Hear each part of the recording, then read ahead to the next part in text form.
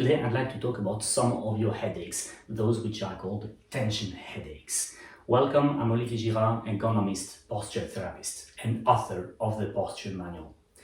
As the title says, I'm a biomechanician, I'm a mechanician of the human body, but tension headache is intimately related to stress, i.e. something which is in your head. So you see there's some overlap between biomechanics and stress. And as a non-psychologist, I'd like to give you a quick overview of the role of stress regarding posture and what we can do about it. But first things first, what are tension headaches? You see on this picture that tension headaches are actually a combination of pain patterns which are due to other muscles.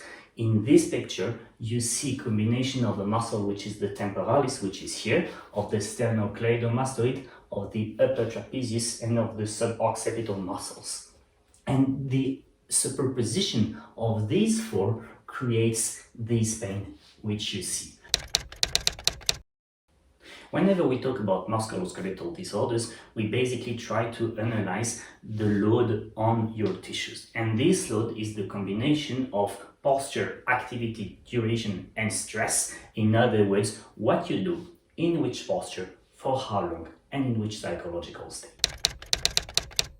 What you have to understand is that the psychological state is always when a situation meets a personality. Okay, it's not only the situation that stresses us, is how we relate to this situation and how we handle it. Therefore, the golden rule of stress being the less stressed you are, the better. Well, you have only two avenues to reduce your stress. Either you work on the situations or you work on the personality. Working on the situation means have less frequent stressful situation and have stressful situations which are less stressful. So reduce the frequency and reduce the magnitude. How do you do that? Well, if I summarize a bit the literature on the psychosocial factors, there are three main topics that will help you a lot dealing with stress on a daily basis. One is communication. A lot of stress, especially in companies, comes from the fact that expectations are not clear on one side and on the other. Topic number two is organization. Organizing your time, organizing your teams, organizing your priorities. So everything which is related to not working like a headless chicken, but really having this strategic organization of your day, your week, your month, and your colleagues. And topic number three is education, initial and continuous education. A lot of stress arises from being in situations that we don't know how to handle. But not knowing how to handle things does not mean that you will never be able to handle them. You just need continuous training. So three topics: communication, organization, education. Next to reducing the stressful situations, I've mentioned that you could work on your personality, on your personality traits. A number of them are predictor of stress: perfectionism, catastrophization, and all that. Catastrophization is like, I have back pain, therefore I have a disc hernia, therefore I will end up in a wheelchair, therefore my life is over. Whoa, take it easy. There's no direct relationship between all that you have just mentioned. So one way or the other, the goal of working on your personality is basically to cut a long story short, is about learning how to take distance. The key question there behind is, what is the real impact? Will someone die?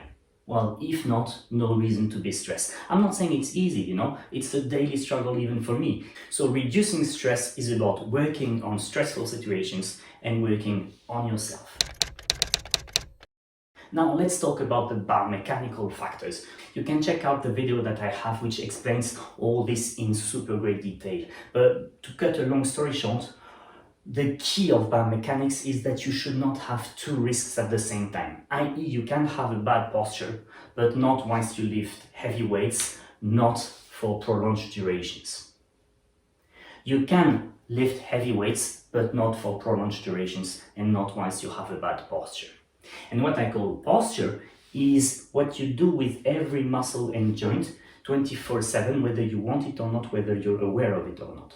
i.e., this is standing, this is a different way of standing, this is a different way of standing, and even if I extend my elbow, it's still a different way of standing. Let's go back to our tension headaches. Why will stress have a direct impact on biomechanics? Because when you're relaxed and you want to bend your elbow, you just need to activate the biceps, and the brains are programmed to deactivate the triceps, you see? So you activate the agonist and you deactivate the antagonist. Under the effect of stress, that process doesn't go super well, and you have something called co-contraction, which is this, which is that the triceps is not deactivated, hence the biceps has to pull stronger, and there's more, say, strain around the elbow joint. Well, what I just described in terms of elbow flexion is everywhere, i.e., when you're stressed, the muscle tension over your body is everywhere increased. That's reason number one. Reason number two is under the effect of stress, you will adopt a less healthy behavior. You know, you will want to finish things, you will not take your breaks, you will blah, blah, blah, blah, blah, blah. Effect number three is that some of your muscles will be more tense than they should. One of them is in the list that I've drawn as the intro of this video, is the temporalis. When I'm stressed, I will clench my teeth, and this will increase the tension in this muscle. But I may also activate other muscles in a continuous fashion by, for example, doing this kind of frowning at the front. So everything which is overactivation of your jaws will have an impact here. It will also have an impact on your masseter, which is not one of the muscles that I've shown in the pain pattern, but which is also responsible for headaches. So see, every time you have your teeth against each other, you increase the tension up there.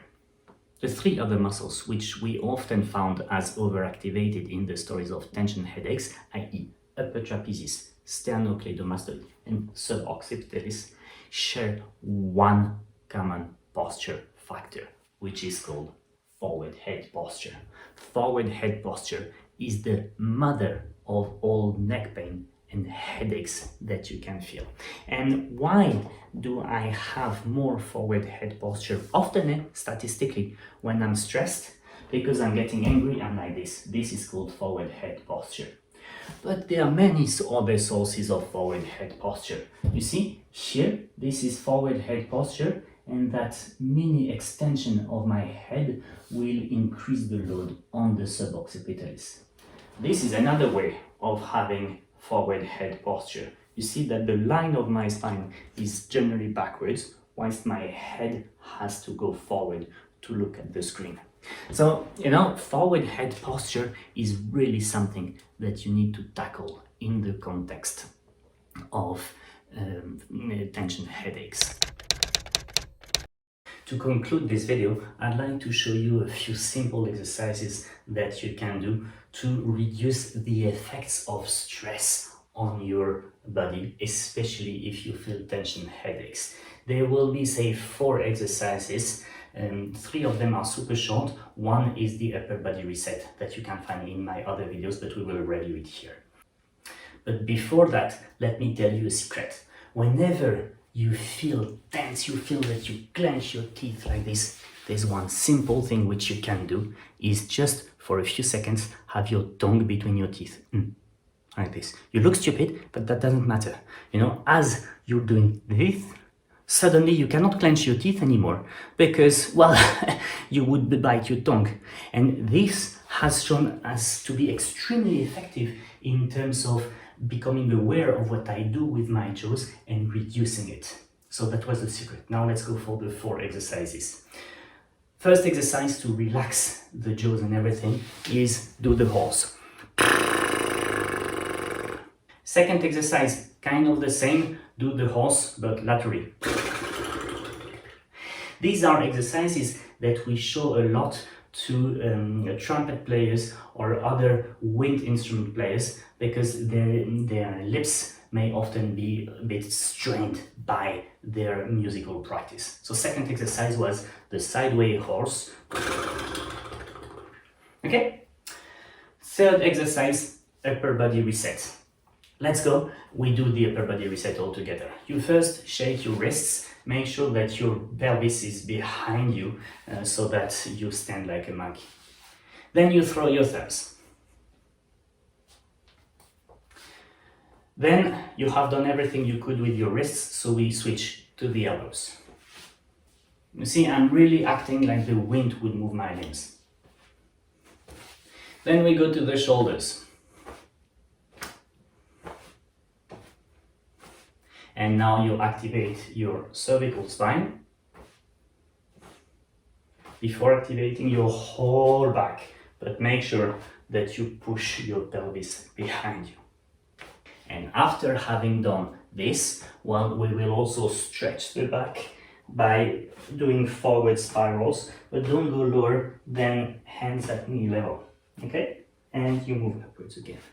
So this is a 40 seconds exercise that will be very helpful to relieve stress. But the short version of it will also be extremely powerful. Look, the short version of it is you just shake your collarbones.